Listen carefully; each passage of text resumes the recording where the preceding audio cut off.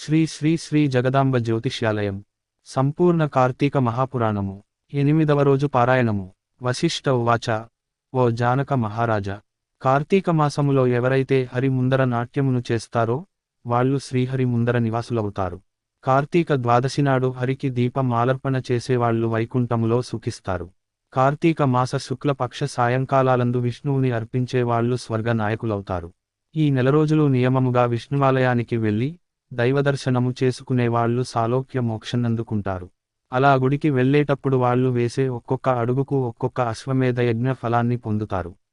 కార్తీక మాసములో అసలు విష్ణుమూర్తి గుడికి వెళ్ళని వాళ్ళు ఖచ్చితముగా రౌరవ నరకానికో కాలసూత్ర నరకానికో వెళతారు. కార్తీక శుద్ధ ద్వాదశి నాడు చేసే ప్రతి సత్కర్మ అక్షయ పుణ్యాన్ని, ప్రతి దుష్కర్మ అక్షయ పాపాన్ని కలిగించుతాయి. శుక్ల ద్వాదశి నాడు విప్రసహితుడై భక్తియుతుడై గంధ పుష్పాక్షత దీపధూపాజ్య భక్ష్య నివేదనలతో విష్ణువును పూజించేవారి పుణ్యానికి మిటి అనేది లేదు. కార్తీక శుద్ధ ద్వాదశి నాడు శివాలయములో గాని కేశవాలయములో గాని లక్ష్య ద్వీపాలను వెలిగించి సమర్పించేవాళ్లు విమానారూఢులై దేవతల చేత పొగడబడుతూ విష్ణులోకాన్ని చేరి సుఖిస్తారు. కార్తీకము నేలాళ్ళు దీపమును పెట్టలేనివాళ్లు శుద్ధ ద్వాదశి, చతుర్దశి, పూర్ణమ ఈ 3 రోజులైనా దీపమును పెట్టాలి. ఆవు నుండి పిటికెందుకు పట్టేటంత సమయమైన దైవసన్నిధిలో దీపమును వెలిగించిన వాళ్ళు పుణ్యాత్ములే అవుతారు.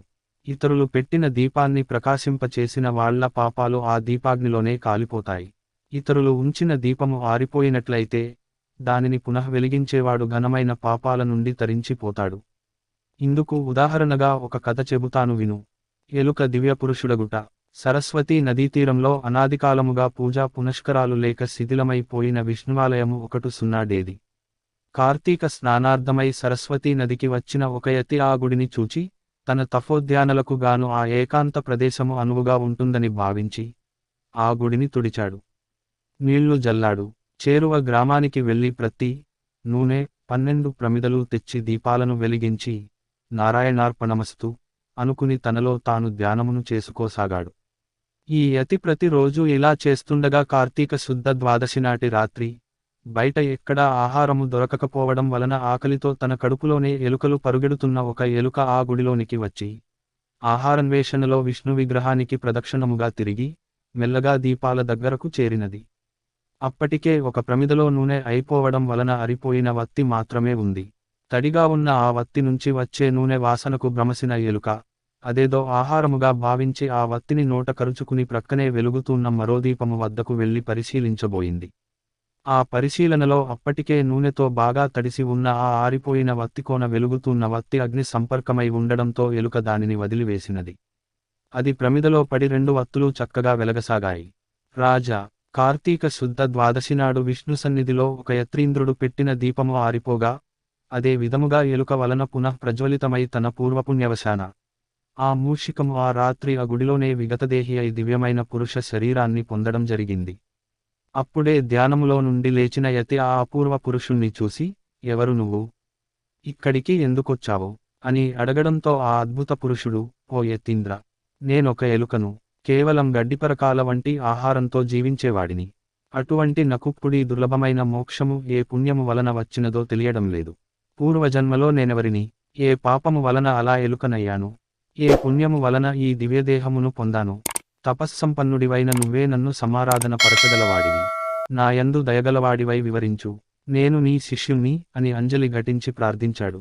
ఆ యతి తన జ్ఞాన నేత్రముతో సర్వాన్నీ దర్శించి ఇలా చెప్పసాగాడు. బాహ్లికోపాఖ్యానము. నాయన, పూర్వము నువ్వు జైమినీగోత్ర సంజాతుడవైన బాహ్లికుడనే బ్రాహ్మణుడవు. బాహ్లిక దేశ వాస్తవ్యుడవైన నువ్వు నిరంతరం సంసార పోషణా పరాయణుడివై స్నానసంధ్యాదుల్ని విసర్జించి వ్యవసాయమును చేబట్టి వైదిక కర్మానుష్ఠానులైన విప్రులని నిందిస్తుండేవాడివి. దేవతార్చనలను దిగవిడిచి సంభావనా లాలసతతో శ్రాద్ధభోజనాలను చేస్తూ నిషిద్ధ దినాలలో కూడా రాత్రింబవళ్లు తినడమే పనిగా బ్రతికావు.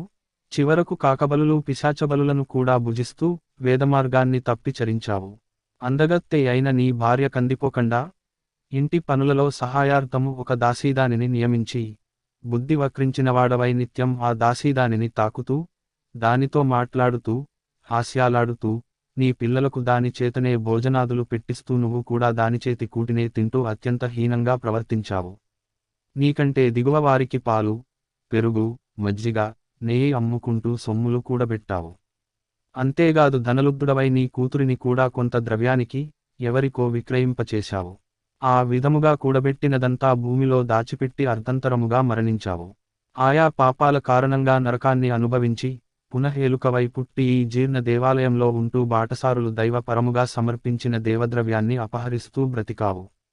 ఈ రోజు మహాపుణ్యవంతమైన కార్తీక శుద్ధ ద్వాదశి కావడం వలన ఇది విష్ణు సన్నిధానమైన కారణంగానూ నీ ఎలుక రూపము పోయి ఈ నరరూపము సిద్ధించినది.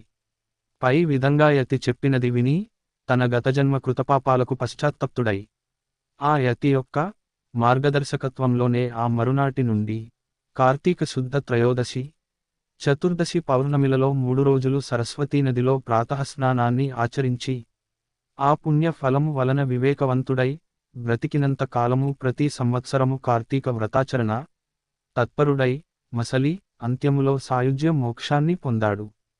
కాబట్టి కార్తీక శుద్ధ ద్వాదశినాడు భాగవత్పరాయణుడై స్నానదాన పూజా దీపమాలార్పణాదికములను నాచరించేవాడు.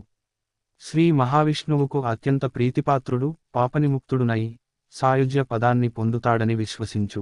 షోడశాధ్యాయము.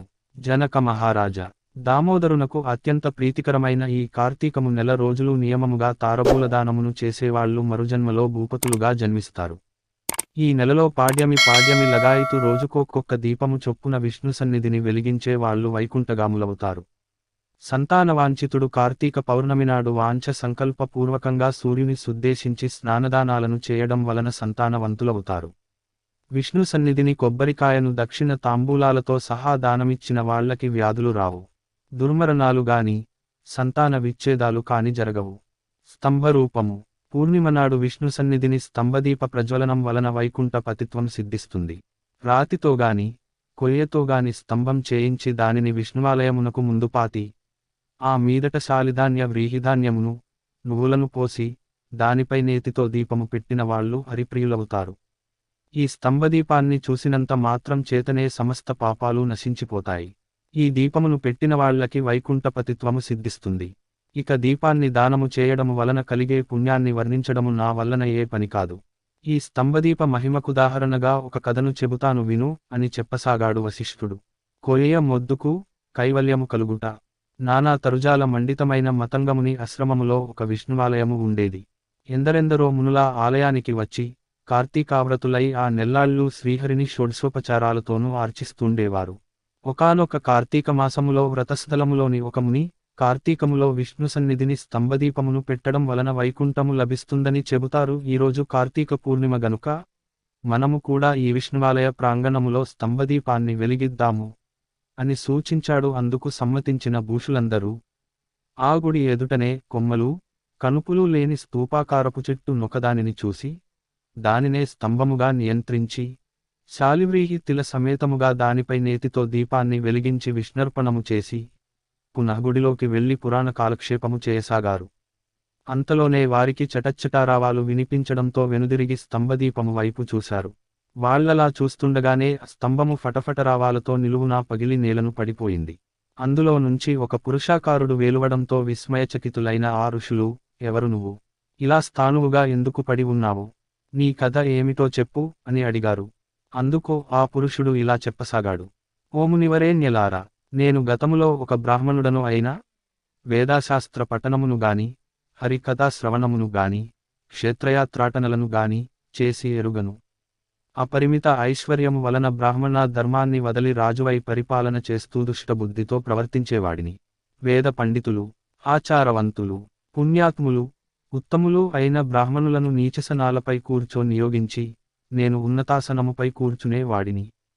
ఎవరికీ దాన ధర్మాలు చేసేవాణ్ణే కాదు, తప్పనిసరినప్పుడు మాత్రం అంతిస్తాను అని వాగ్దానం చేసేవాణ్ణి తప్ప ద్రవ్యాన్ని మాత్రము ఇచ్చేవాడిని కాను. దేవబ్రాహ్మణ ద్రవ్యాలను స్వంతానికి ఖర్చు చేసుకునేవాడిని. తత్ఫలితముగా దేహాంతాన నరకగతుడనై అనంతరము 52,000 మార్లు కుక్కగాను, 10,000 సార్లు కాకిగాను, మరో 10,000 సార్లు తొండగాను, ఇంకో 10,000 సార్లు విష్ణాసినైన పురుగుగాను, 1,000,000 జన్మలు చేట్టుగాను గత 1,000,000 జన్మలుగా ఇలా మేద్దువలెను పరిణమించి కాలమును గడుపుతున్నాను. ఇంతటి పాపినైన నాకు ఇప్పుడెందుకు విమోచనము కలిగిందో ఈ విశేష పురుషాకృతి ఎలా వచ్చినదో సర్వజ్ఞులైన మీరే చెప్పాలి. ఆ అద్భుత పురుషుని వచనాలను విన్న ఋషులు తమలో మాటగా ఇలా అన్నారు, ఈ కార్తీక వ్రతఫలము యథార్థమైనది సుమా. ఇది ప్రత్యక్ష మోక్షదాయకము. మన కళ్ళ ముందరే ఈ కొయ్యకు ముక్తి కలిగినది కదా. అందున కార్తీక పూర్ణమినాడు స్తంభదీపమును పెట్టడం సర్వత్రా శుభప్రదము.